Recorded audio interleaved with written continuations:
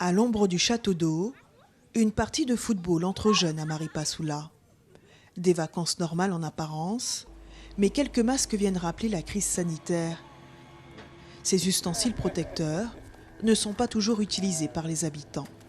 Je pourrais dire qu'il y a au moins 40% qui portent les masques. Mais 60 à 65 ne portent pas. Parce qu'ils ont dit que le masque les empêche de respirer. Alors là, lorsqu'ils rentrent dans l'administration, ils le mettent, mais lorsqu'ils sortent, ils le retirent. Comme je ne sors pas vraiment, mais je me sens en sécurité. Je mets mon masque de temps en temps parce qu'il y a juste cet après-midi, il n'y a pas beaucoup de personnes, donc je suis sortie vite fait et rentrée à la maison. Je porte ça parce que c'est obligé, c'est un endroit public du coup. Je le porte, mais après, je ne porte pas le masque. Le port du masque, une obligation avant d'embarquer dans cette pirogue. Pour ce transporteur, c'est une question de santé publique. Si tu n'as pas, je ne vais te pas amener. Avec mon bateau, on protège avec le masque pour ne pas attraper le coronavirus. Pendant plusieurs semaines, les masques restaient introuvables à Maripasoula. Aujourd'hui, dans l'unique pharmacie de la commune, ils sont de nouveau au comptoir. Près de 4000 en stock. Le mot d'ordre, c'est se battre et par le groupement et tout, j'arrive vraiment à avoir, j'ai des masques avec les répartiteurs, le groupement. La profession, c'est vraiment ultra mobilisé. Les gens sont concernés, tout à fait.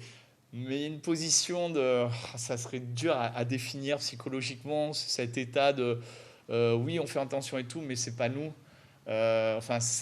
Nous, on porte pas, c'est les autres. C'est beaucoup comme ça, en fait. Les masques, mais aussi le couvre-feu pour lutter contre la propagation du coronavirus. Il est 17h, certains ferment boutique, d'autres se laissent une marge. Quant au balai des pirogues, il est incessant entre Maripasoula et Albina 2.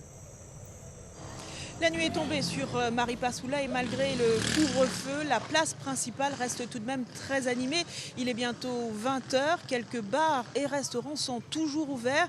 Certains habitants en profitent pour effectuer leurs derniers achats. Bonsoir, vous fermez à quelle heure 22h, 23h. D'accord. Mais vous savez qu'il y a le couvre-feu, non? Oui. Et vous restez ouvert quand même? Ouais. Enfin, tout le monde reste ouvert là. Non. Après, de toute façon, des fois on ferme plus tôt parce que des fois il n'y a pas de monde et tout.